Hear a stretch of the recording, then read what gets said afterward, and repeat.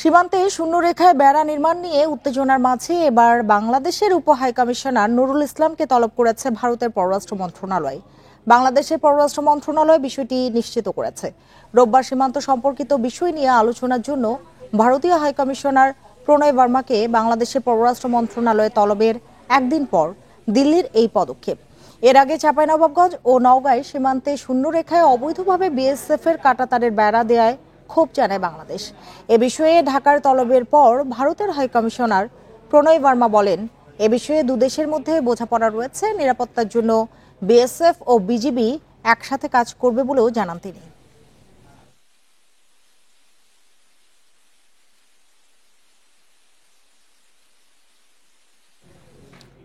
বিজিবির সঙ্গে স্থানীয় বাসিন্দাদের শক্ত অবস্থানে বিএসএফ কাঁটাতারের বেড়া ও স্থাপনা নির্মাণ বন্ধ রাখতে বাধ্য হলেও এ নিয়ে ছড়াচ্ছে উত্তেজনা। নতুন করে দুই দেশের মধ্যে তৈরি হয়েছে টানাপোড়েন। ভারতকে গণ অভ্যুত্থান পরবর্তী বাস্তবতা মেনে নিয়ে সংকট নিরসনে উচ্চ পর্যায়ে সমঝোতার পরামর্শ বিশ্লেষকদের। ছাত্র জনতার অভ্যুত্থানে গত 5 আগস্ট আওয়ামী লীগ সরকারের পতন, পালিয়ে ভারতে আশ্রয় নেন পতিত সরকারের প্রধান শেখ হাসিনা।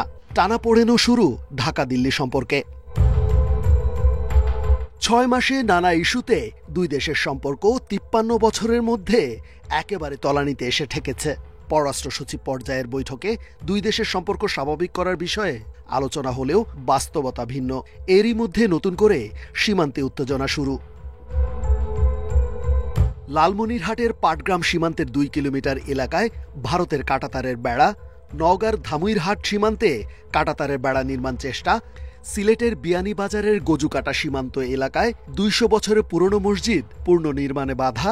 চলমান উত্তেজনার মধ্যে ভারতের নতুন উস্কানি চাঁপাইনবাবগঞ্জ সীমান্তে বিএসএফের বাংকার নির্মাণ। একই এলাকায় শুক্রবার বিএসএফের গুলিতে এক বাংলাদেশি আহত হন। এছাড়াও সীমান্তের বিভিন্ন স্থানে ঘটছে অনাকাঙ্ক্ষিত ঘটনা। প্রশ্ন উঠেছে, আন্তর্জাতিক সীমানা আইনের লঙ্ঘন করে হঠাৎ কেনই বা সীমান্তে উত্তেজনা তৈরি করতে চাইছে ভারত? জুলাই বিপ্লবে আওয়ামী সরকারের পতনের পর ভারত এটা সহজভাবে মেনে নিতে পারেনি। তারই একটা হচ্ছে গিয়ে প্রতিফলন। আন্তর্জাতিক সীমানায় 150 গজ নোম্যান্স ল্যান্ড থেকে 150 গজের ভিতরে কোনো কিছু করা যাবে না। এটা তাদের যেমন প্রযোজ্য, আমাদের ক্ষেত্রে একেবারে প্রযোজ্য। দুই দেশের সীমান্তরক্ষী বাহিনীর বিবাদের মধ্যে স্থানীয় বাসিন্দারা জড়িয়ে গেলে পরিস্থিতি ঘোলাটে আকার ধারণ করে। পতাকা বৈঠকের পর পরিস্থিতি আপাতত শান্ত মনে হলেও সীমান্তের দুই পাড়েই এখনো টানটান উত্তেজনা। এটা কিন্তু কোনো সুখবর বয়ে আনবে না, বরং সম্পর্ককে আরো খারাপের দিকে নিয়ে যাবে। দ্বিপাক্ষিক ভাবে এটা সমাধান করতে হবে। দ্বিতীয়ত হচ্ছে, কূটনৈতিক ভাবে এটার প্রতিবাদ যা করার তাই বাংলাদেশ করেছে। সীমান্ত আপাতত শান্ত থাকলেও সতর্ক অবস্থায় বিজিবি, বিএসএফ। ভারতের সঙ্গে বাংলাদেশের বিশ্বের 5ম দীর্ঘতম ভূমি সীমানা। বাংলাদেশের 30টি জেলার সঙ্গে দেশ দুটি 4156 কিলোমিটার দীর্ঘ সীমানা ভাগাভাগি করে আসছে। রেজওয়ানুল হক, ইন্ডিপেন্ডেন্ট নিউজ, ঢাকা। বাংলাদেশ কৌশলগতভাবে ভারতের কাছে গুরুত্বপূর্ণ বলে মন্তব্য করেছেন দেশটির সেনাপ্রধান উপেন্দ্র দ্বিবেদী। একই সাথে বাংলাদেশের কাছেও ভারত গুরুত্বপূর্ণ বলে মনে করেন তিনি। সোমবার ভারতীয় সেনাবাহিনীর 77তম বার্ষিক সংবাদ সম্মেলনে এই কথা বলেন তিনি। ভারতের উত্তর সীমান্তের পরিস্থিতি সংবেদনশীল হলেও স্থিতিশীল বলে জানান তিনি। এ সময় প্রতিবেশী দেশ হিসেবে একে অপরের সঙ্গে বোঝাপড়া জরুরি বলেও মন্তব্য করেন তিনি। ভারতীয় সেনাপ্রধান আরও বলেন, কোনো ধরনের শত্রুতা কারো জন্যই সুফল বয়ে আনবে না। সামরিক পর্যায়ে বাংলাদেশের সাথে ভারতের কোনো শত্রুতা নেই বলে জানান তিনি। বাংলাদেশের সেনাপ্রধানের সঙ্গে যোগাযোগ রয়েছে বলেও জানান উপেন্দ্র দ্বিবেদী। সংবাদ সম্মেলনে চীন ও পাকিস্তান সীমান্ত নিয়েও কথা বলেন ভারতীয় সেনাপ্রধান।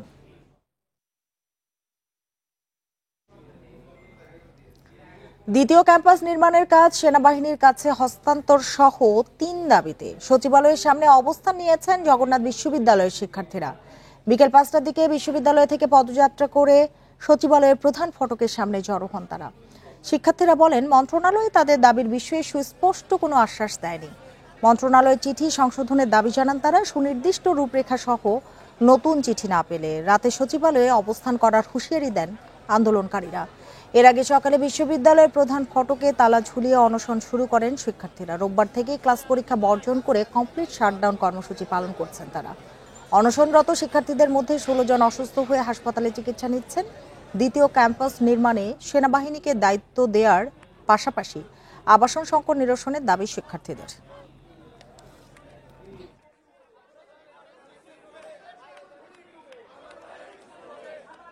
আমাদের কোনো আবাসিক সুবিধা নাই, আমরা পুরান ঢাকা জিনজি পরিবেশে থাকতে থাকতে মানসিক অবসাদগ্রস্ত হয়ে গেছি। দুপুর 1:30টার মধ্যে আমাদেরকে ইউজিসি থেকে বা সচিবালয় থেকে কোনো লিখিত দেয় তাহলে আমরা এই অনশন ওইখানে শেষ করে ফেলতাম, কিন্তু তারা তেমন কোনো লিখিত দেয় নাই। এখন পর্যন্ত তারা ইউজিসি থেকে সরাসরি আমাদেরকে কোনো আশ্বাসও দেয় নাই। দ্বিতীয় ক্যাম্পাসের কাজ দ্রুত সেনাবাহিনীর কাছে হস্তান্তর এবং ততদিন পর্যন্ত অস্থায়ী আবাসনের ব্যবস্থা করতে হবে। সচিবালয়ের সামনে অবস্থান কর্মসূচি পালন করছেন জগন্নাথ বিশ্ববিদ্যালয়ের শিক্ষার্থীরা। এ নিয়ে আরো জানাতে যোগ দিয়েছেন সহকর্মী বনি ইবনে কামাল। বনি, দ্বিতীয় ক্যাম্পাস নির্মাণের কাজ সেনাবাহিনীর কাছে হস্তান্তর সহ 3 দাবি জানিয়েছেন।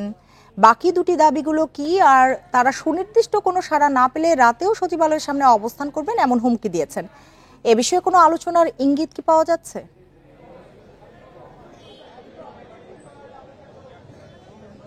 দেখুন, প্রায় 2 ঘন্টা কিন্তু অতিবাহিত হতে যাচ্ছে এই যে জগন্নাথ বিশ্ববিদ্যালয়ের শিক্ষার্থীরা আবাসন এবং সেনাবাহিনীর সঙ্গে চুক্তি করা দ্বিতীয় ক্যাম্পাস নির্মাণের জন্য এরকম 3টি দাবিতে কিন্তু তারা এখানে রয়েছে। কিন্তু এই যে 2 ঘন্টা হয়ে গেল, প্রায় এই 2 ঘন্টার মধ্যে কিন্তু এখন পর্যন্ত কোনো অগ্রগতি আসলে আমরা দেখতে পাইনি যে আসলে কেউ ইউজিসির পক্ষ থেকে বা মন্ত্রণালয়ের পক্ষ থেকে অথবা সরকারের পক্ষ থেকে কেউ এসে এদের সঙ্গে কথা বলেছে অথবা এদেরকে কোনো আশ্বাস দিয়েছে, আশ্বস্ত করেছে, এমন কিছু কিন্তু আমরা এখনো দেখতে পাইনি। এবং যারা এখানে এসেছেন আপনি জানেন যে গতকালকে সকাল থেকেই কিন্তু তারা এই আন্দোলন শুরু করেছে এবং আজকে সকালে তারা বিশ্ববিদ্যালয়ের মূল ফটক, বিভিন্ন অনুষদেও কিন্তু তালা ঝুলিয়ে দিয়েছে এবং কমপ্লিট শাটডাউন ঘোষণা করেছিল তারা। এবং 1:30টা পর্যন্ত একটি আলটিমেটাম বা একটি সময় বেঁধে দিয়েছিল। এর মধ্যে তারা সরকারের পক্ষ থেকে জানতে চায় যে আসলে কি ব্যবস্থা নিচ্ছে সরকার অথবা কিভাবে তাদের এই দাবিগুলো সরকার পূরণ করবে, এমন কোনো আশ্বাস তারা কিন্তু পায়নি। এবং সেই সব আশ্বাস না পাওয়ার প্রেক্ষিতেই আমরা দেখতে পাই বেলা 4টার পর থেকে এই যে সচিবালয়ের অভিমুখে তারা পদযাত্রা করে এবং সচিবালয়ে এসে পৌঁছায়। এবং সবচেয়ে বড় বিষয় হচ্ছে যে এই যে আন্দোলন, এই আন্দোলনের ফলে কিন্তু আমরা দেখতে পাচ্ছি যে অনেকেই এরই মধ্যে অসুস্থ হয়ে পড়েছে এবং অনেকেই কিন্তু স্যালাইন নিয়ে এখানে বসে আছে, শুয়ে আছে, এরকম ঘটনাও কিন্তু আমরা দেখতে পাচ্ছি। ঠিক বড় রকমের সমাবেশ বা একটা বড় রকমের গ্যাদারিং যেমন হয়েছে এটি যেমন সত্য, পাশাপাশি কিন্তু শিক্ষার্থীদের যে দাবি, তাদের যে 3টি দাবি রয়েছে, দ্বিতীয় ক্যাম্পাস নির্মাণের ক্ষেত্রে সেনাবাহিনীর মাধ্যমে কাজ করা এবং তাদের যে 2টি হল নির্মাণের কাজ চলছিল সেই 2টি হল নির্মাণের কাজ যেন অবশ্যই দ্রুততার মধ্যে শুরু এবং শেষ করা হয়। এর পাশাপাশি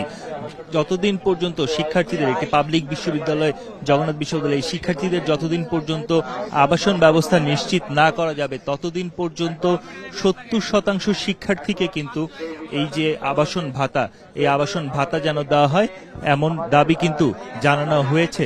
কিন্তু তারপরও আমরা জানতে চাই যে মন্ত্রণালয় থেকে তাদেরকে তো চিঠি দেয়া হয়েছে, সেই চিঠিটি নিয়ে আসলে তাদের আপত্তির জায়গাটা কোথায়?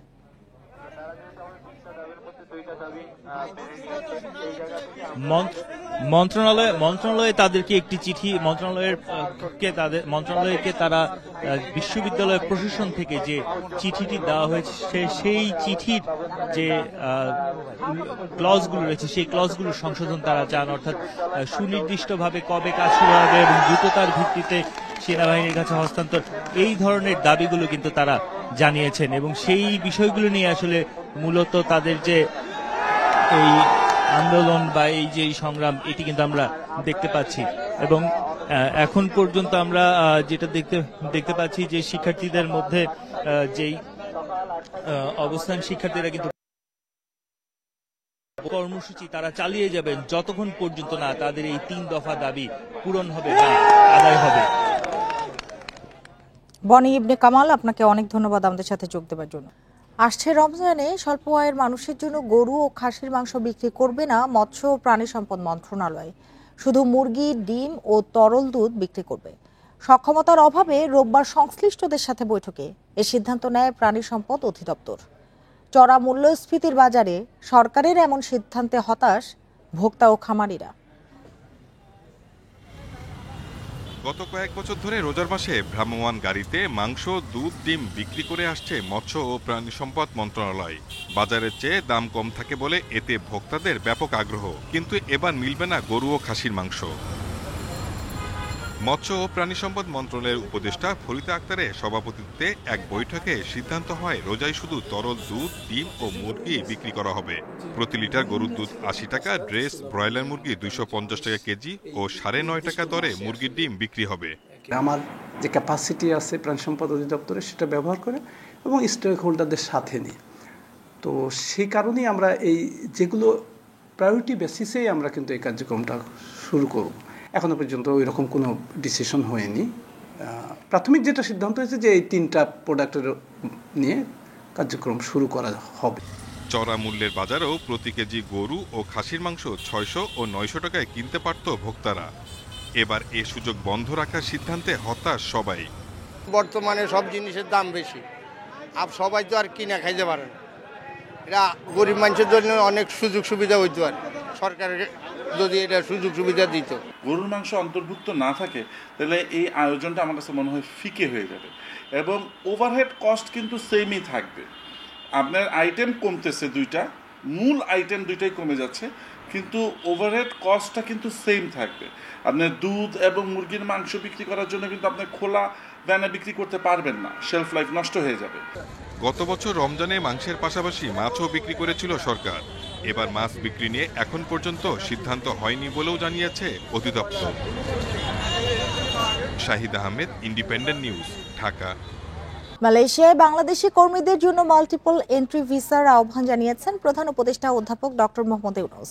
বাংলাদেশে নিযুক্ত মালয়েশিয়ার হাইকমিশনার মোহাম্মদ সুহাদা ওথমান রাষ্ট্রীয় অতিথি ভবন যমুনায় প্রধান উপদেষ্টার সঙ্গে সাক্ষাতে গেলে এই আহ্বান জানান তিনি।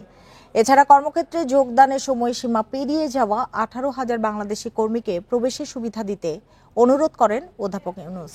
এ সময় হাইকমিশনার বলেন, এই বিষয়ে মালয়েশিয়া এবং বাংলাদেশের কর্মকর্তাদের সমন্বয়ে একটি যৌথ কারিগরি কমিটি গত 31শে ডিসেম্বর কুয়ালালামপুরে বৈঠক করেছে।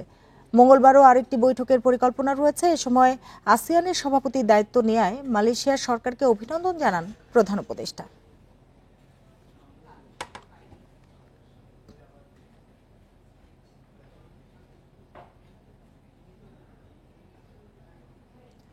সার্ভার সমস্যার কারণে 5 দিন ধরে বন্ধ রয়েছে সব ধরনের সঞ্চয়পত্র বিক্রি। এ সম্পর্কিত কোনো তথ্য না পাওয়ায় চরম ভোগান্তিতে পড়তে হচ্ছে গ্রাহকদের।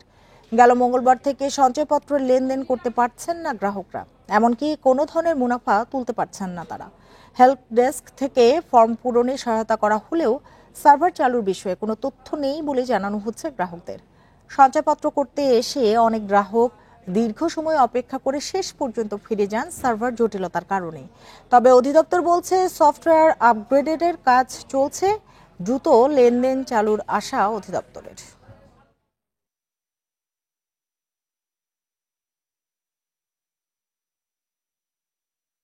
কারো ইমার্জেন্সি মিট আপ করার জন্য টাকা দরকার, টাকা তুলতে পারতেছে না, তা কাজেই একটা ব্যাংকিং চ্যানেলে বা ব্যাংকিং কার্যক্রমে এইভাবে সার্ভার বন্ধ হয়ে যাওয়া, তার বিকল্প না রাখা, এটা খুবই দুঃখজনক। কোভিড আসে না দেখে আমি জাস্ট জানার জন্য আসলাম, ওরা কোনো কথা বলতে পারে না, বলে যে একটা নোটিশ টানায় রাখছে যে সার্ভার সমস্যা। ওনারা বললো যে এটা অটো আমার অ্যাকাউন্টে চলে যাবে, কিন্তু সার্ভারের সমস্যার কারণে ওটা দিতে পারতেছে।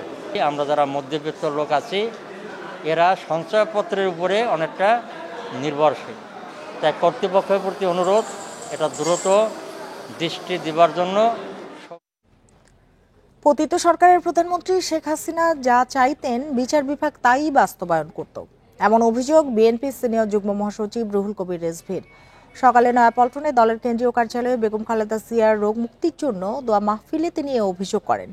তিনি দাবি করেন শেখ হাসিনা ও তার পরিবার দেশ থেকে 80,000 কোটি টাকা পাচার করেছেন। রিজভী বলেন যে বিচারক খালেদা জিয়া সাজা দিয়েছেন, অবসরের পর তাকে পদোন্নতি দিয়ে উচ্চ আদালতের বিচারক নিয়োগ দেওয়া হয়। যেসব বিচারক বিচারের নামে জুডিশিয়াল হত্যা করেছেন তাদের বিচারের দাবিও জানান রিজভী। বলেন, শেখ হাসিনা যে জমি পছন্দ হতো তা নিজের করে নিতেন, যার সবশেষ উদাহরণ পূর্বাচলের রাজুকের প্লট। বিচারক যে আপনার দলের কৃতদাস হতে পারে এবং একজন প্রধানমন্ত্রীর মানে অবৈধ প্রধানমন্ত্রীর কৃতদাস হতে পারে, তো তাদের বিরুদ্ধে কোনো পদক্ষেপ নেওয়া যাবে না? একটা জুডিশিয়াল কিলিং করেছেন, জুডিশিয়াল সন্ত্রাস করেছে যে বিচার বিভাগের কিছু জজ, তাদের বিরুদ্ধে তো আজকের এটা তো বিপ্লবী সরকার, গণ অভ্যুত্থানের সরকার, তাদের প্রতিটি কর্মকাণ্ড বিপ্লবী হতে হতো। সমুদ্র এবং আকাশপথে সরাসরি যোগাযোগের সুযোগ না থাকায় এতদিন বাংলাদেশ এবং পাকিস্তানের মধ্যে প্রত্যাশা অনুযায়ী বাণিজ্য বাড়েনি, এমন মন্তব্য করেছেন ঢাকা সফররত পাকিস্তান ফেডারেশন অব চেম্বারের সভাপতি। সোমবার রাজধানীর একটি হোটেলে মত বিনিময় সভায় পাকিস্তানের হাই কমিশনার বলেন, চলতি বছরই বাংলাদেশের সঙ্গে সরাসরি ফ্লাইট চালু হবে। গত অর্থবছর পাকিস্তান থেকে বাংলাদেশ আমদানি করেছে $628 মিলিয়ন পণ্য।